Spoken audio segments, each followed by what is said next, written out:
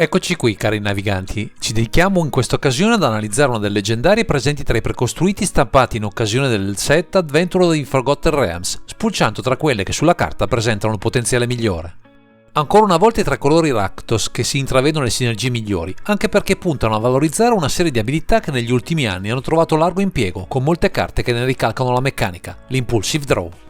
Un metodo tipicamente presente nel rosso per pescare carte esiliandole temporaneamente, che viene ampiamente valorizzato da un generale strano, che non sembra neppure particolarmente interessato alla lotta e che invece, grazie ai suoi studi occulti, vi potrà offrire più di un vantaggio. Questa volta vi parleremo di Prosper Tomebound.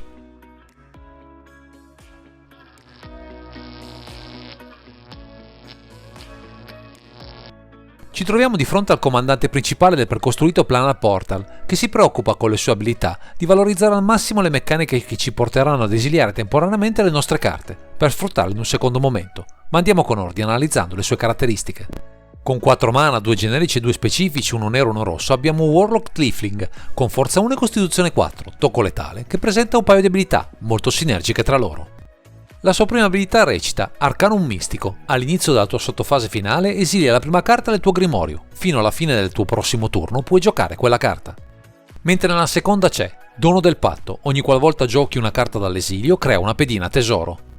Siamo di fronte a una leggendaria che ha sia la capacità di farci pescare una carta aggiuntiva, esiliandola e rendendocela disponibile nel turno successivo, sia la produzione di mana attraverso le pedine tesoro, sempre più supportate nel formato.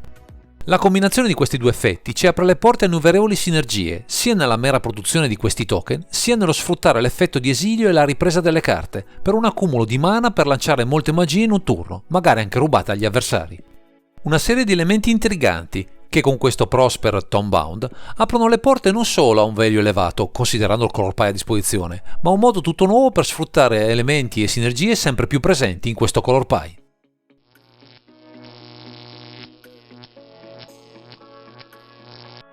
Con le premesse intraviste con le abilità offerte da questo Prosper Tomebound, appare evidente che possiamo sfruttare con il massimo profitto sia le meccaniche legate all'Impulsive Draw, sia la produzione di tesori sempre più presenti nei DH. Pensiamo a creature iconiche come Deerfleet Daredevil, Gonti Lord of Luxury e Etali Primal Storm, per capire quanto sia presente questo tipo di meccaniche nei colori Rakdos, che qui vengono ulteriormente valorizzati dal nostro generale. Un boost di carte ma soprattutto di tesori, ulteriormente incentivato da magie come Ignite the Future, Light Up Stage e Common Vilava, per la produzione smodata di mana che alimenterà ancora di più il cast di nuove carte esiliate, grazie alla seconda abilità del nostro Warlock Tiefling. Potremmo così tranquillamente puntare a chiusura attraverso Reveling Riches, ma non solo, visto che il value offerto dalla produzione massiccia di tesori ci potrebbe permettere combo base artefatti e altre mestizie assortite per gli avversari. Insomma, molte opzioni tutte percorribili grazie a Prosper Tomebound, che avrà più di un modo per darci strumenti capaci di sovrastare in carte e mana i nostri avversari, in una combinazione almeno finora impensabile da attuare.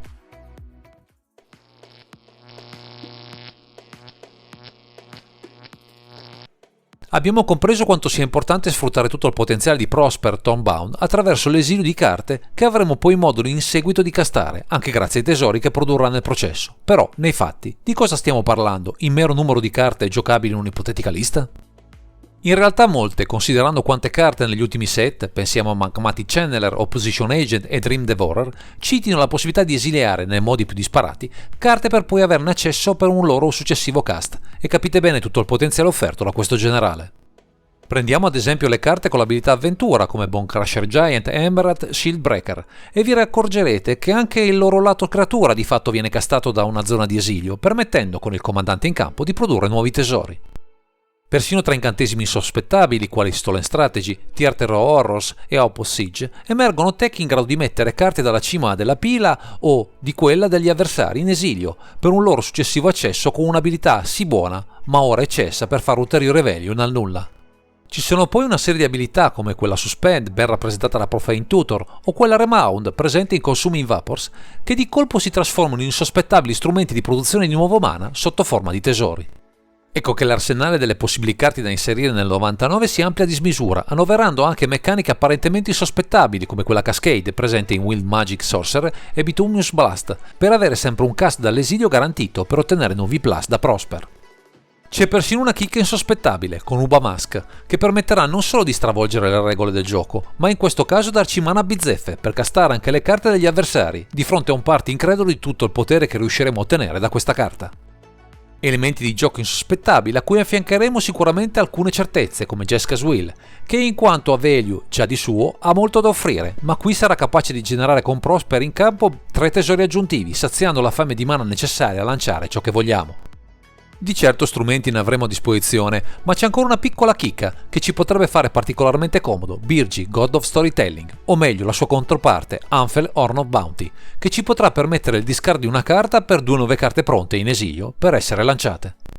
Capite bene come una tech come questa possa alimentare a dismisura, con una certa facilità, il numero di tesori prodotti dal nostro Prosper, Tomebound, a tutto vantaggio dei nostri piani di conquista tra i tavoli da gioco.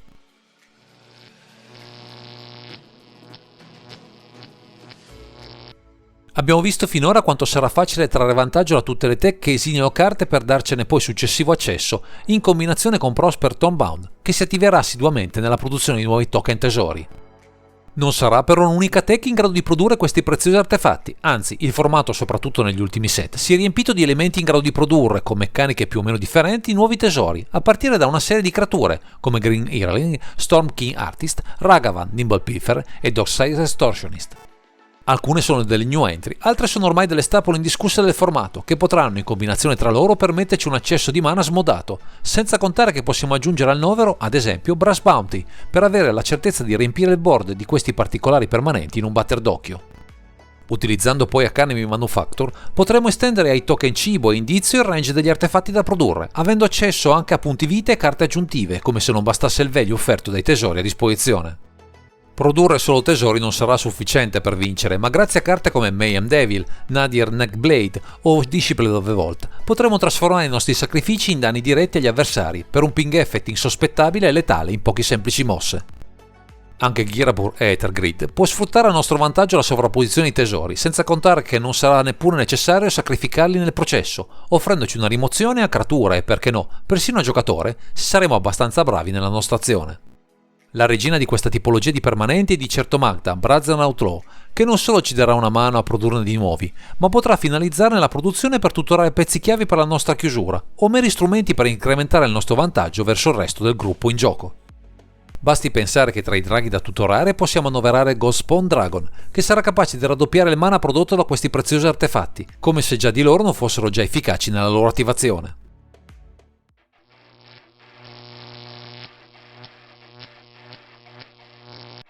Gli spazi di manovra offerti da Prosper Tomebound sono veramente molti e ci permetteranno di sfruttare anche carte dimenticate nei nostri raccoglitori, ma ci sono alcune opzioni che meritano maggiormente la nostra attenzione, visti i vantaggi che ci possono proporre in combinazione con questo comandante.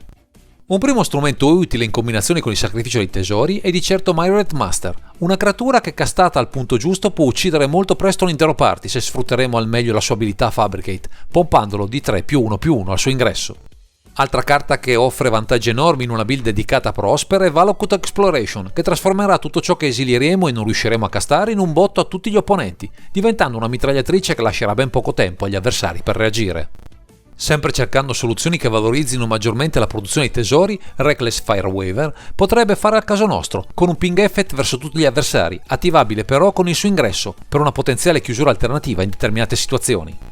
Parlando di chiusure, come non citare il Kite Tyrant, che avrà ben presto soddisfatto la sua ultima abilità, per una chiusura dal nulla tra gli artefatti rubati all'avversario di turno e tutti i tesori che saremo capaci di produrre prima del suo ingresso in campo.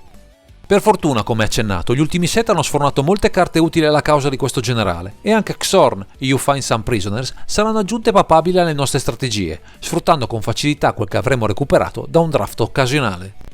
Infine, come non citare Underworld Breach, che non è direttamente collegato alle sinergie offerte da Prosper, ma può, grazie anche al surplus di mana offerto da questo generale, proporci più di una chiusura dal nulla, in barba a tutti gli ostacoli che potranno proporci i nostri avversari.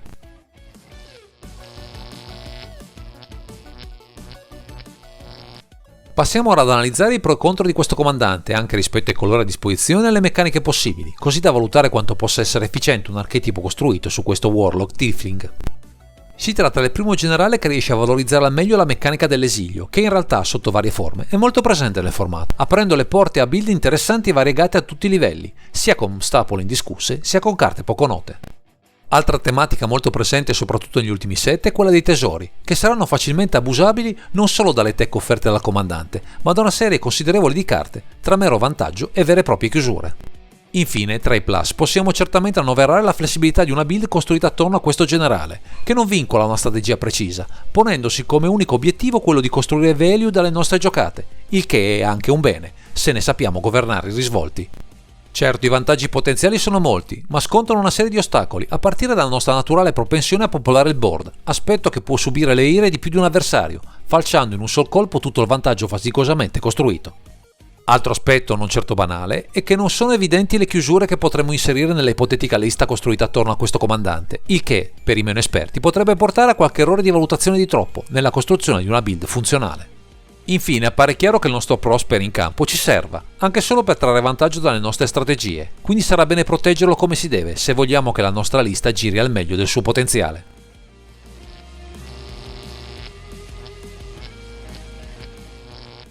Dopo questa carrellata è giunto il momento di dare un voto al nostro Prosper Tombound, a sintesi di tutte le considerazioni effettuate, anche rispetto ai vari test che abbiamo condotto intorno a questo comandante.